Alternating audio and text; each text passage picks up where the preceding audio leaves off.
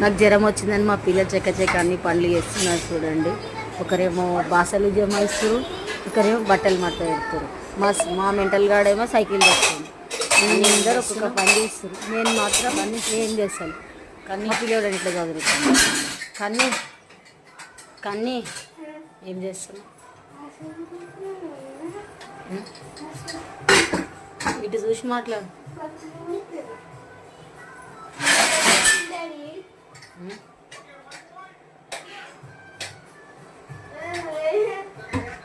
చెప్పు కానీ ఇట్లా మాట్లాడా.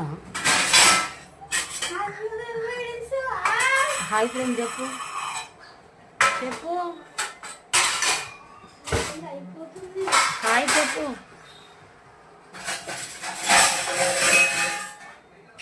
చెప్పు చెప్పండి. ఎవరిద్దరు వస్తా, నువ్వేం చేస్తున్నావు?